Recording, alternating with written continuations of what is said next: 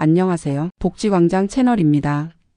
오늘은 2026년 현 정부 복지 정책 중에서 특히 시니어 건강에 관하여 어르신 복지 정보를 쉽고 정확하게 알려드리는 복지광장 6번째 시간입니다. 오늘 영상은 혼자 사시는 부모님 또는 고령의 부부만 사시는 가정에서 꼭 확인하셔야 할 내용입니다. 부모님이 이런 상황이라면 오늘 영상을 끝까지 보셔야 합니다. 혼자 사시는데 식사를 자주 거르십니다. 예전보다 외출이 줄었습니다. 전화를 해도 기운이 없어 보입니다. 집안 정리가 잘 안 됩니다. 병원에 혼자 가기 어려워하십니다. 약을 제때 드시는지 걱정됩니다. 최근 자주 넘어질 뻔했다고 말씀하십니다. 하루 종일 사람을 거의 만나지 않습니다.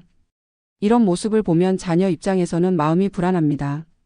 매일 찾아뵐 수도 없고 누가 안부라도 확인해 주면 좋을 텐데 장기요양 등급은 없는데 받을 수 있는 돌봄이 있을까?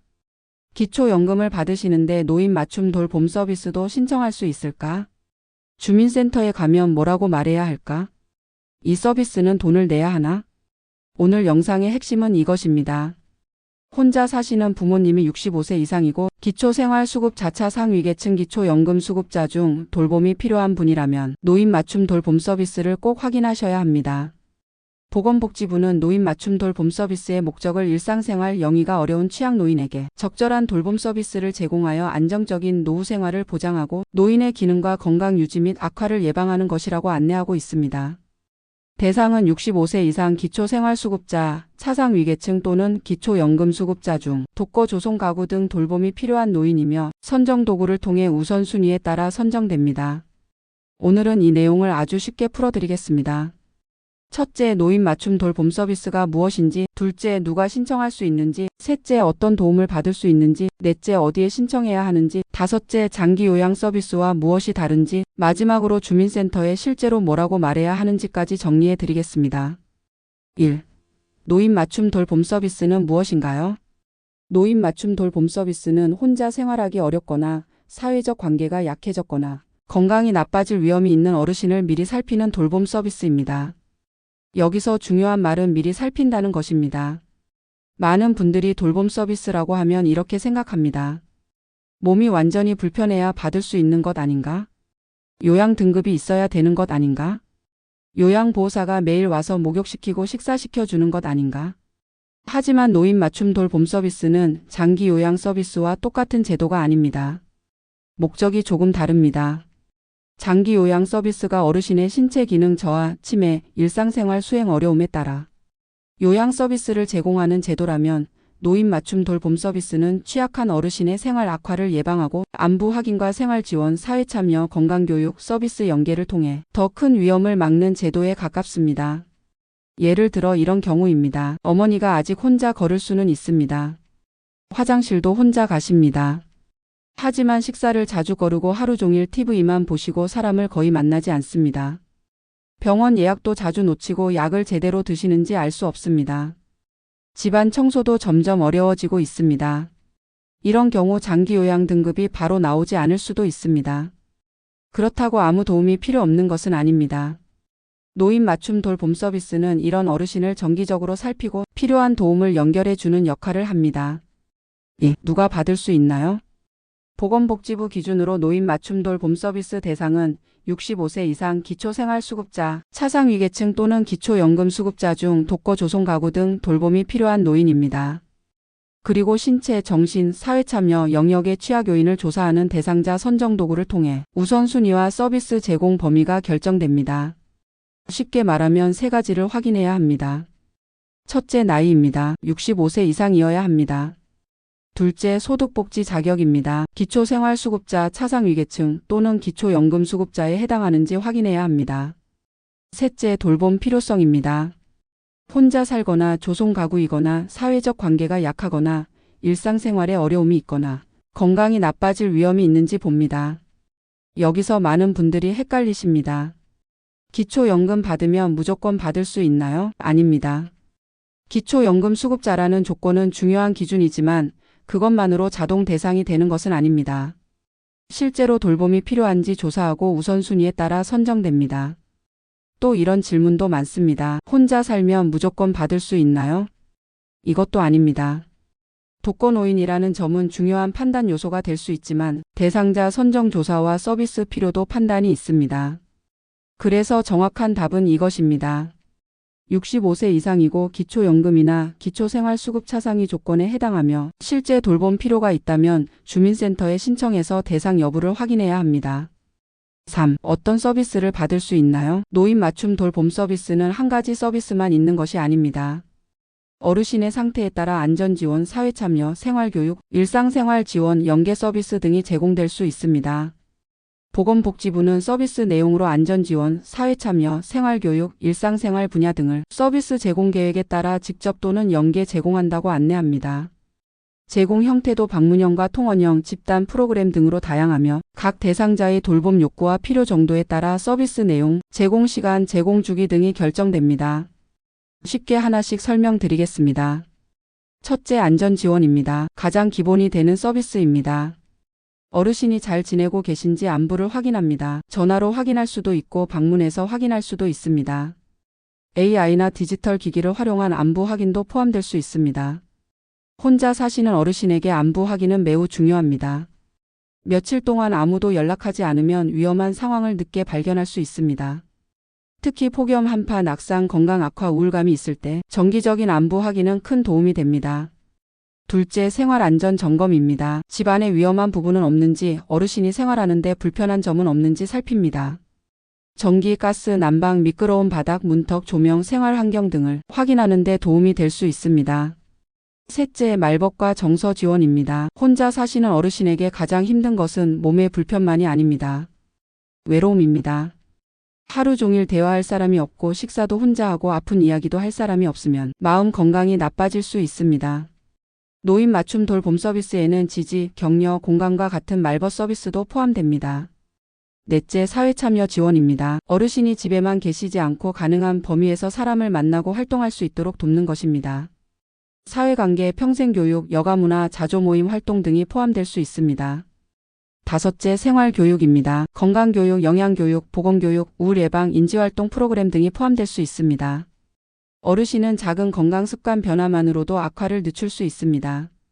여섯째, 일상생활 지원입니다. 외출 동행, 식사관리, 청소관리 등이 포함될 수 있습니다.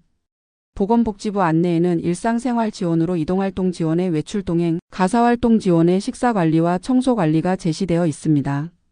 다만 여기서 꼭 주의해야 합니다. 노인 맞춤 돌봄 서비스는 모든 집안일을 매일 대신해주는 서비스가 아닙니다.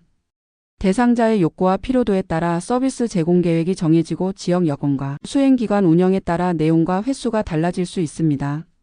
4. 퇴원환자 단기 집중 서비스도 확인하세요. 2026년에 특히 눈여겨볼 부분이 있습니다. 바로 퇴원환자 단기 집중 서비스입니다. 보건복지부 노인 맞춤 돌봄 서비스 안내에는 서비스 내용 중 하나로 퇴원환자 단기 지원, 퇴원환자 단기 집중 서비스, 일상회복 패키지가 포함되어 있으며 영양지원, 가사지원, 동행지원 등이 제시되어 있습니다. 이 내용은 부모님이 병원에서 퇴원하신 가족분들에게 아주 중요합니다. 부모님이 입원 치료를 마치고 집에 오셨는데 아직 몸이 약합니다. 밥을 차려 드시기 어렵습니다. 병원 외래를 혼자 가기 어렵습니다. 집안 정리도 어렵고 움직일 때마다 넘어질까 걱정됩니다.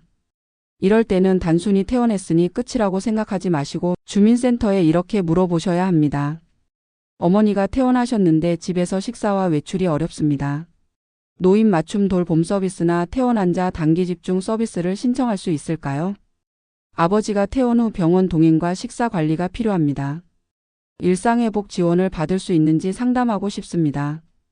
퇴원 직후는 어르신 건강이 다시 나빠지기 쉬운 시기입니다.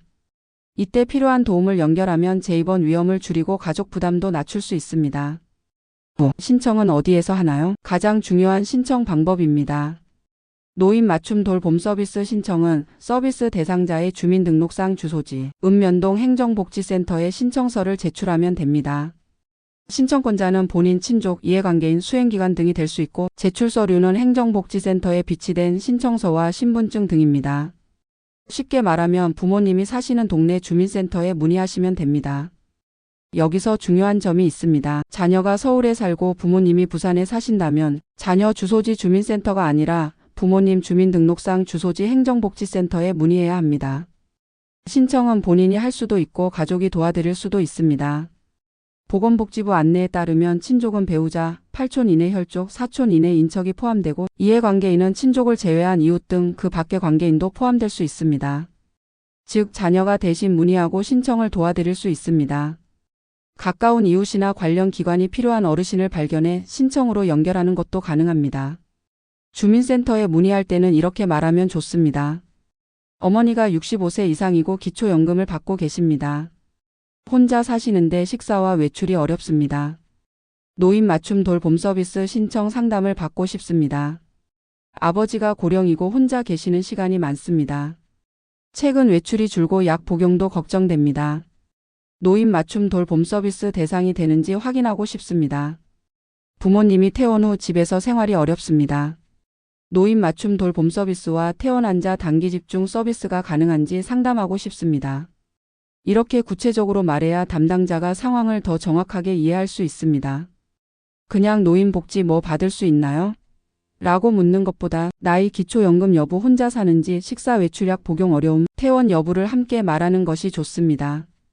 6. 신청하면 바로 받을 수 있나요? 여기서 많은 분들이 궁금해 하십니다. 신청했다고 바로 자동으로 시작되는 것은 아닙니다. 절차가 있습니다.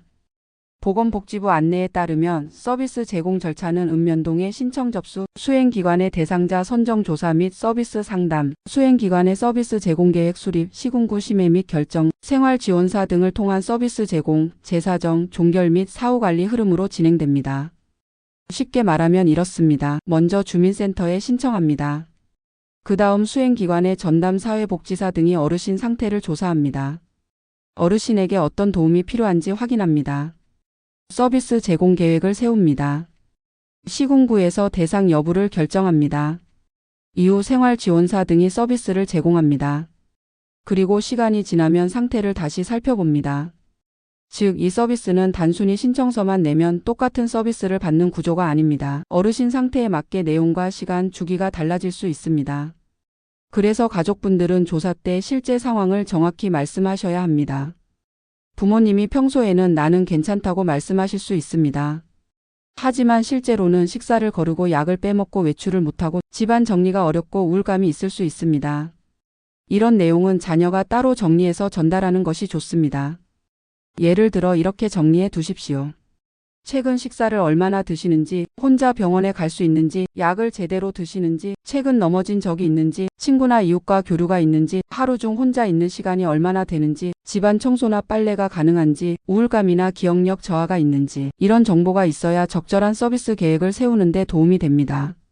7. 비용은 얼마인가요? 중요한 질문입니다. 이용자 부담금이 있나요? 보건복지부 노인 맞춤 돌봄 서비스 안내에는 이용자 부담금은 무료라고 되어 있습니다. 이 부분은 어르신과 가족에게 매우 중요합니다. 물론 서비스 내용과 범위는 대상자 선정과 서비스 제공 계획에 따라 달라집니다. 하지만 기본적으로 노인 맞춤 돌봄 서비스의 이용자 부담금은 무료로 안내되어 있습니다. 다만 주의하실 점이 있습니다. 무료라고 해서 원하는 서비스를 원하는 시간만큼 무제한으로 받을 수 있다는 뜻은 아닙니다.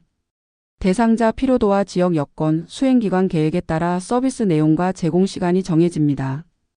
그래서 주민센터에 문의할 때는 무료인가요? 맘묻지 마시고 우리 부모님 상태에서는 어떤 서비스가 가능한지를 함께 물어보셔야 합니다. 8. 장기 요양 서비스와 무엇이 다른가요? 많은 분들이 가장 헷갈려하는 부분입니다. 노인 맞춤 돌봄 서비스와 장기 요양 서비스는 뭐가 다른가요? 쉽게 구분하면 이렇습니다. 장기 요양 서비스는 장기 요양 등급을 받은 어르신이 방문 요양, 방문 목욕, 방문 간호, 주야간보, 시설급여 등을 이용하는 제도입니다. 몸이 많이 불편하거나 치매로 일상생활에 도움이 필요하거나 장기간 요양이 필요한 분들에게 중요합니다. 반면 노인 맞춤 돌봄 서비스는 장기 요양 등급이 없더라도 취약하고 돌봄이 필요한 어르신의 안전 확인, 생활 지원, 사회 참여, 건강 교육, 서비스 연계를 통해 악화를 예방하는 제도입니다. 즉 장기 요양은 요양 필요도가 큰 분에게 더 직접적인 신체 요양 서비스를 제공하는 쪽이고 노인 맞춤 돌봄은 취약한 어르신이 더 나빠지지 않도록 살피고 연결하는 예방적 돌봄에 가깝습니다. 여기서 중요한 점이 있습니다. 노인 맞춤 돌봄 서비스는 유사 중복사업 자격에 해당되지 않는 자를 대상으로 한다고 복지로도 안내하고 있습니다. 즉 이미 비슷한 재가 돌봄 서비스를 받고 있는 경우에는 중복 이용이 제한될 수 있습니다. 예를 들어 이미 장기 요양 등급을 받고 방문 요양을 이용하고 있는 경우에는 노인 맞춤 돌봄 서비스와 중복이 어려울 수 있습니다. 하지만 정확한 중복 여부는 개인 상황과 서비스 종류에 따라 달라질 수 있으므로 주민센터나 수행기관에 반드시 확인해야 합니다. 중요한 것은 이것입니다. 장기 요양 등급이 없다고 포기하지 말고 노인 맞춤 돌봄 서비스를 확인하십시오. 반대로 부모님 상태가 많이 나빠져 식사, 목욕, 화장실 이동에 큰 도움이 필요하다면 장기 요양 등급 신청도 함께 검토해야 합니다. 9. 어떤 어르신이 꼭 신청 상담을 받아야 할까요? 다음 중 하나라도 해당된다면 노인 맞춤 돌봄 서비스 상담을 받아보시는 것이 좋습니다. 첫째, 혼자 사시는 부모님입니다. 독거 어르신은 갑작스러운 낙상, 건강 악화, 고독감, 식사 문제를 늦게 발견할 수 있습니다. 안부 확인만으로도 큰 도움이 됩니다. 둘째, 고령 부부만 사는 가정입니다. 겉으로는 두 분이 함께 사시니까 괜찮아 보일 수 있습니다. 하지만 두 분 모두 고령이면 한 분이 아파도 다른 한 분이 제대로 돌보기 어렵습니다. 셋째, 식사를 자주 거르는 어르신입니다. 식사는 건강의 기본입니다. 식사를 거르면 근력이 빠지고 어지럼증과 낙상 위험이 커질 수 있습니다. 넷째, 외출이 줄어든 어르신입니다. 외출이 줄면 근력이 떨어지고 사람 만남이 줄고 우울감이 커질 수 있습니다. 다섯째, 병원 방문이 어려운 어르신입니다. 정기 진료를 놓치거나 약을 제대로 못 받으면 만성질환이 나빠질 수 있습니다.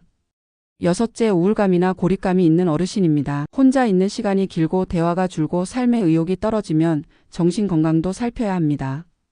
일곱째, 퇴원 후 집에서 회복 중인 어르신입니다. 퇴원 직후에는 식사, 외출, 약 복용, 병원 동행 등 도움이 필요할 수 있습니다. 여덟째, 장기 요양 등급은 없지만 생활이 점점 어려워지는 어르신입니다. 이런 분들은 등급이 없으니 아무것도 못 받는다고 생각하지 마시고 먼저 노인 맞춤 돌봄 서비스와 통합 돌봄 상담을 받아보셔야 합니다. 10. 주민센터에 이렇게 말하세요. 마지막으로 실제로 주민센터에 전화하거나 방문할 때 사용할 수 있는 문장을 정리해 드리겠습니다. 첫 번째 문장입니다. 어머니가 65세 이상이고 기초연금을 받고 계십니다. 혼자 사시는데 식사와 외출이 어려워졌습니다. 노인 맞춤 돌봄 서비스 신청 상담을 받고 싶습니다. 두 번째 문장입니다. 아버지가 혼자 계시는 시간이 많고 최근 약 복용과 병원 방문이 걱정됩니다. 노인 맞춤 돌봄 서비스 대상이 되는지 확인해 주세요. 세 번째 문장입니다. 부모님이 고령 부부로 사시는데 두 분 다 건강이 약해졌습니다. 안부 확인이나 생활 지원 서비스를 받을 수 있는지 상담하고 싶습니다.